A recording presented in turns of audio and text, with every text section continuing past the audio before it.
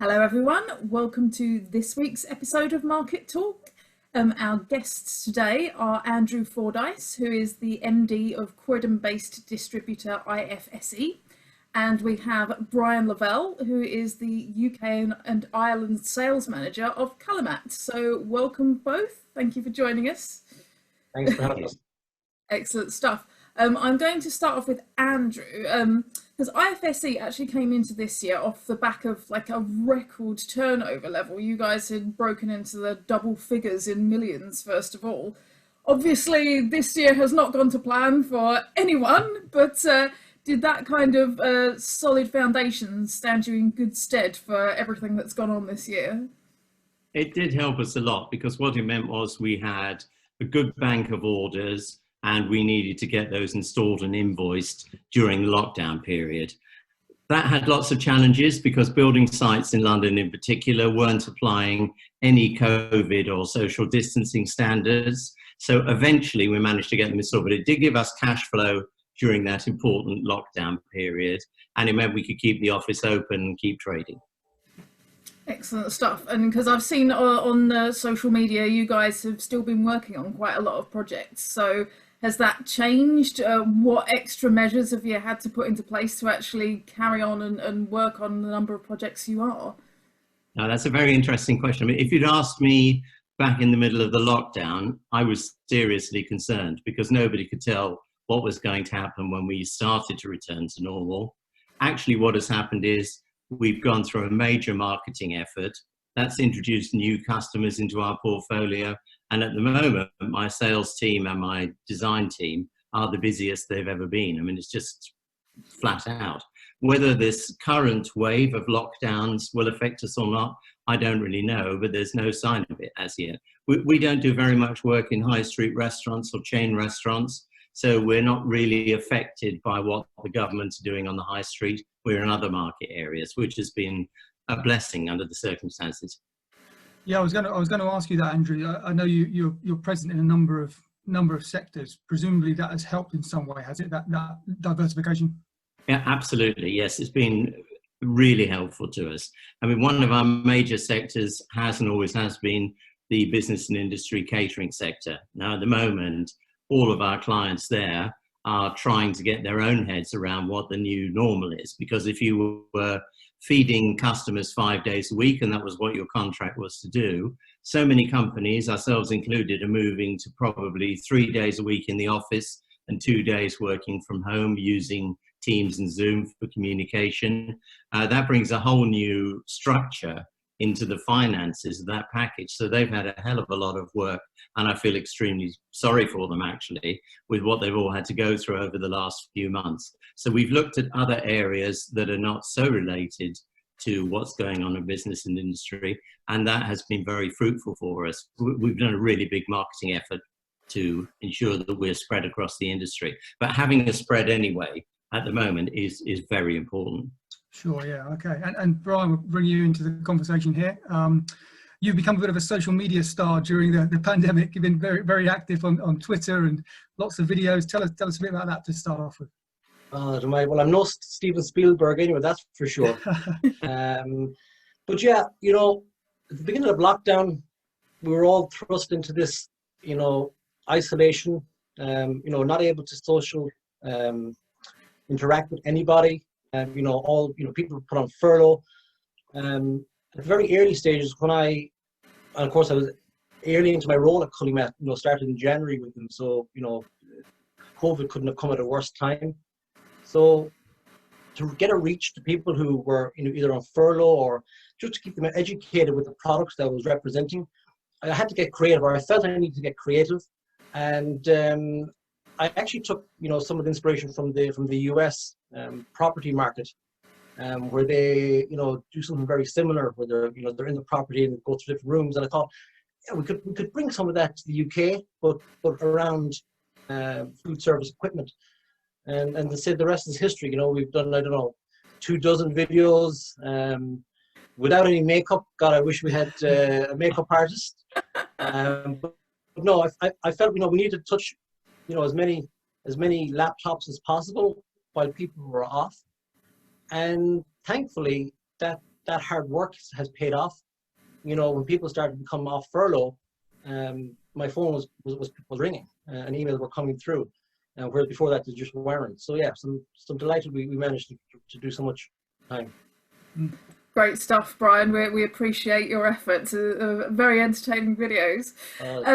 But also throughout this year, Culimat has managed to sign up Gestic as supplying a couple of brands that you bring into the market. So that's Express Chef and then Metro Storage. So can you give me a little bit of background as to how that came about and what benefits the dealer community is going to see from these partnerships? Yeah, sure. So at the beginning of the year, I had to do an awful lot of landscaping for our brands. Some had to find new homes, some had to open up into new homes. And I was at the catering show in Excel, and happened to pass the Gestic stand, and I seen the one of the brands that represent Carlisle on there, and I thought to myself, you know, that's, if they're going into small wares, these guys need a shelving line for sure. So I managed to spend some time with Ben Dale, the MD, and at Gestic, and yeah, he said, you know, let's wait till after the show, we'll touch base, and you know, we started to work the whole way through lockdown, all the way through into March, all the way April, May, straight through, setting up the website, bringing product in, so they're sitting on stock, and they're actively having these conversations with dealers, you know, right now. You know, Gestic are Metro UK, and you know, of course, if anyone's looking for product for Metro, Gestic is the guys to reach out to on that. And it's gone for so many years prior to Gestic coming on board, didn't have the reach in the marketplace that it should have, or the exposure. So, you know, we're very much in the infancy of the relationship with Gestic. And, you know, they're bringing a new product, but they're doing a great job. You know, a great partner for the brand. We're delighted to have them on board. Good stuff. Because Culimat itself, you're based on the continent, aren't you? It's like on the Belgian-Dutch border. So how have things compared for the UK market to the continent? Because you guys, I would assume, have quite a good overview of the differences. Yeah, sure. So just like the UK market, the rest of Europe has been hit. Surprisingly, the best market so far for us this year is Russia. Russia is doing particularly well. And I think it's going back onto Metro again quickly. It's, I don't want to focus too much on just one brand, but Metro in Russia has done particularly well. They've got a range of shelving, the Max Q shelving range. It's a polymer shelving range with a steel frame to offer that extra stability, and they just love it over there. But also Metro have got a huge healthcare offering, so we're seeing that in obviously the whole of Europe as well as the UK market. You know, the healthcare products have done really well, but in terms of the UK versus the European comparison, the UK is very chain heavy. In continental Europe, you don't have all those chains. You've got mostly independent traders, or, you know, smaller chains, say. So you don't get that same reach as you would do here in the UK. So, but what we have found is with our high-speed oven, Express Chef, with the redundancies made throughout Europe in terms of in the kitchens, they're replacing, you know, what would have been sous chefs with a high-speed oven, because it can do so much at the press of a button. So overall, of course, sales are down. I would be lying to say that, you know, they're not. But in certain product categories, they're up, if not exceeding what quotas we had set.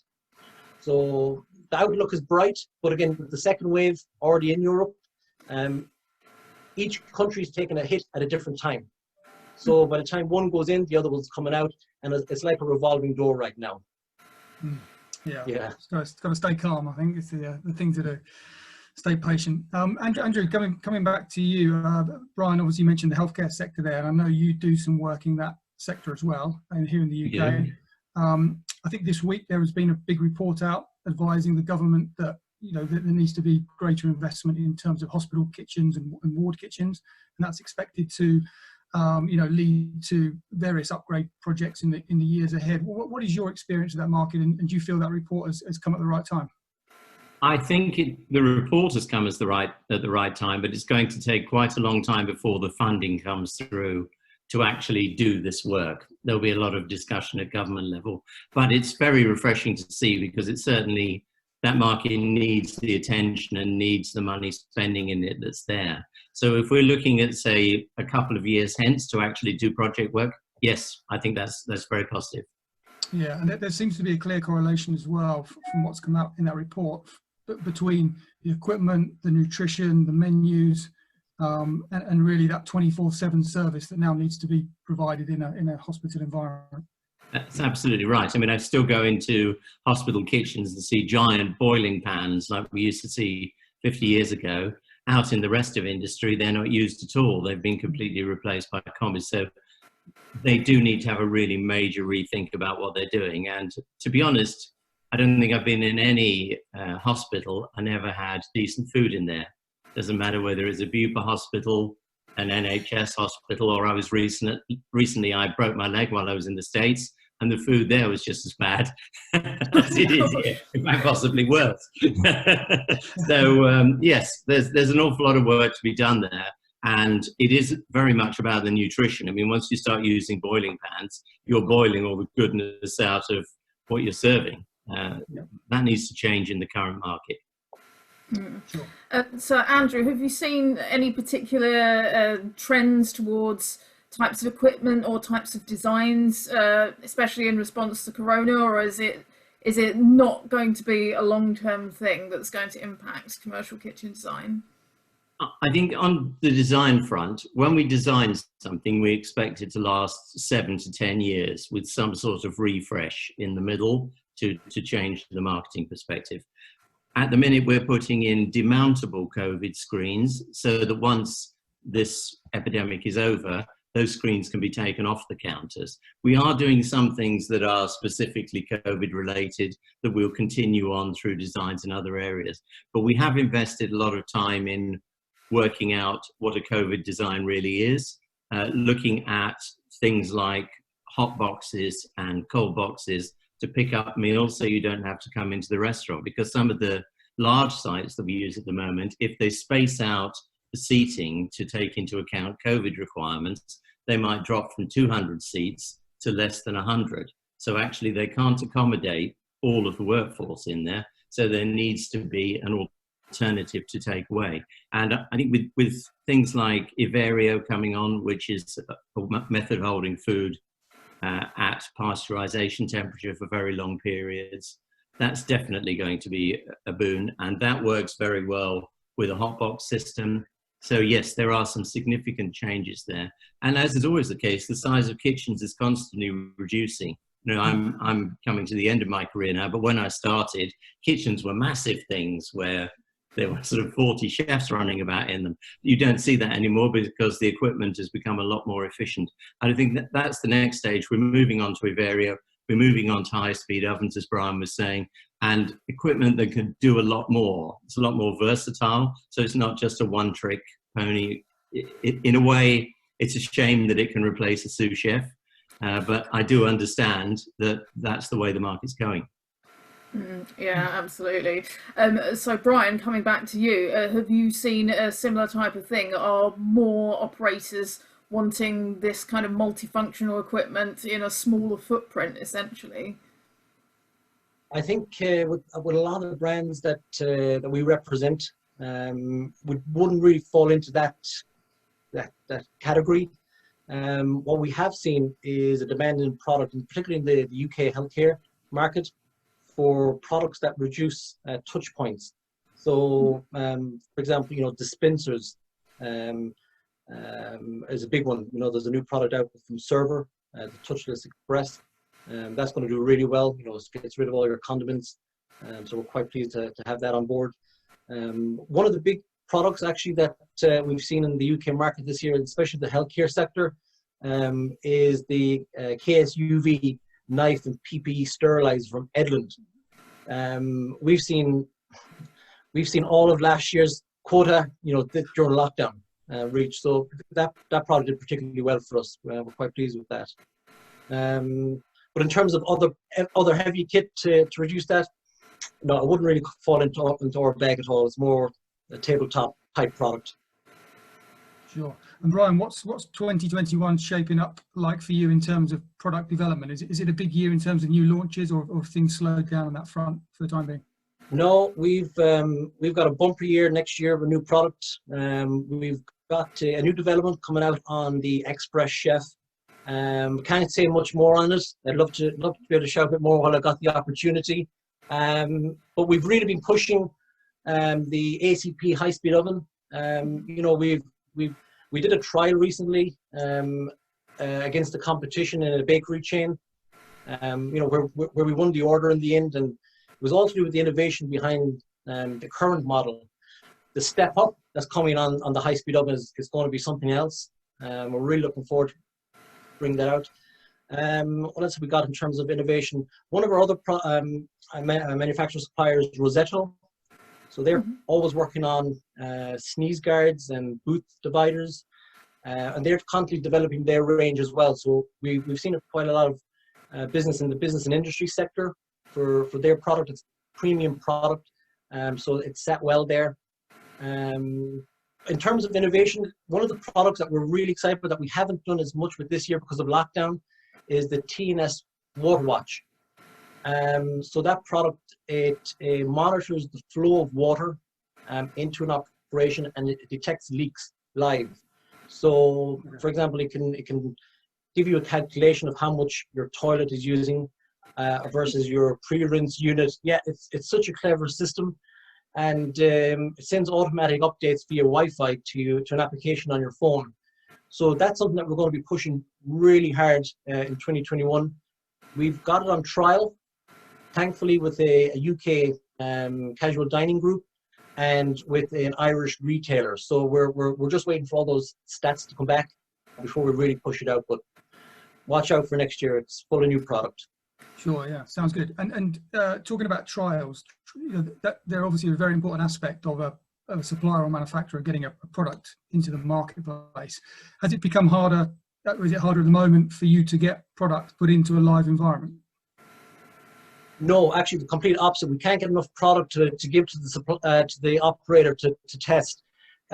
We've got, I could go on all day, but I'll try and keep it down to just a few. So we've got a product from Metro. It's a staging station where you put the product before delivery collection.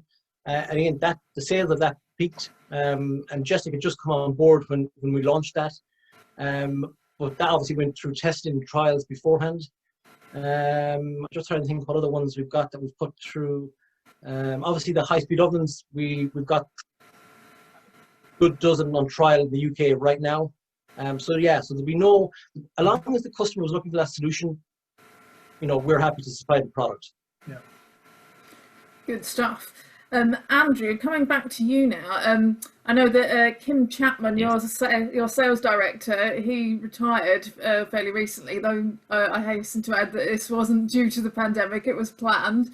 Has his retirement meant that you guys have restructured your staffing at all, or have you had any other changes? We have brought in somebody else into our sales force, which was about 18 months ago. Trained them up, and now we have distributed Kim's work among a director and 2 other members of staff, and I'm helping out with it as well. So yes, that work is still going on. We're still finding the school work, which is where Kim was primarily involved, is still buoyant if we're talking about private schools. So yes, it was a planned event. We knew 18 months beforehand when Kim wanted to retire, so it gave us plenty of time to prepare for it. Yeah, and so like in terms of reacting to COVID, have you had to then change up your operations at all? Yeah, I think COVID's been very interesting. The whole furlough system, which was a godsend to every business in the UK financially, has that, and the introduction of Zoom and other systems has meant that we've all had a look at how we're going to work in the future. We were very lucky at IFSE. Our lease came to an end during the middle of the pandemic. So we were able to restructure the office, change the size of it, make it much more of a hot desking area instead of normal desks, and start to encourage our staff that in the future you won't be working in the office full time. It's been a worry for us in that we have some staff who are married, who have a family life and are at home, so they're being locked down at home was more acceptable for them. And we have quite a number of staff who are single, living in rented accommodation, and we've been trying to give them as much pastoral care as we can. Obviously, there's been some work going on during that period as well, so they've been able to work from home, and we have everybody equipped from an IT point of view to work at home. But I think not having actual human contact with your colleagues in the office is not a good thing. Even if you come in a few days a week and you get contact, that would be a good thing for each individual. So a combination of restructuring our office, pastoral care for everybody, and we've now got everybody back off furlough anyway. Spending the time while we were shut down, really looking at how we wanted to operate in the future. It was an opportunity for the business to take a bit of a breath and think about what our plans ought to be. So as I say, we restructured the office. We've also worked out a major marketing effort that's paying off now. We've looked at restructuring a couple of departments. Obviously, Kim's retirement was a part of that, and that's paid off now. And a key one for us also has been delivering the end product better, less snags, more customer satisfaction, more focus on customer satisfaction. We were already focused, but just to make it that little bit extra, all those things we've used the time well for. Sure, that's great to hear. Looking back at that period when the lockdown first happened, sort of March, April time, we were getting a lot of calls from manufacturers and dealers and suppliers about the topic of kind of payment, the payment of bills, and it was a really emotive issue in the industry at the time. We don't seem to be hearing as much about that at the moment. Have things settled down on that front? At the time of the lockdown, we had a number of our key customers where we're doing multiple installations for them, owed us significant amounts of money. And at the time, their businesses had suddenly fallen off a cliff. They'd gone from millions turnover down to virtually nothing in a week. So that was a case of working with them, meeting with them, talking things through with them, working out payment plans. And I'm very glad to say that they were all very responsive to that. All that money has come in now. And yes, that mini crisis has passed. And we're finding that payments are perfectly normal at the moment. A number of companies have refinanced to allow them to make payments. But yes, it's much better now. That was an added concern, shall we say, back when the lockdown started. Yes, certainly. And Brian, do you echo that? Did you have the same observations during that period? So I think, again, what I do is with Culimat, for example, we work with UK partners, so we wouldn't really see that knock-on effect directly. In the UK, we work with, Metcalfe for Edland and Nimco, Europa, and obviously Gestic have come on board. Now, that the risk is spread for us, so we don't directly see that. I actually have heard, Andrew, as well, there's the stories, there's awful stories out there, but thankfully we weren't touched directly ourselves, so yeah, not much use on that one. I think no problem. Part of the view we took was our customers have been hit worse than us in many ways. Yeah. So this is a time not to dig in and entrench a position and start shouting at everybody. It was a time to sit down with people and work out what we could do, because people are sensible. If you get around a table, you can work things out. Yeah. And we have just about run out of time, and I think that's a really good sentiment to end on. So thank you both very much for joining us, and join us again next week for another episode of Market Talk.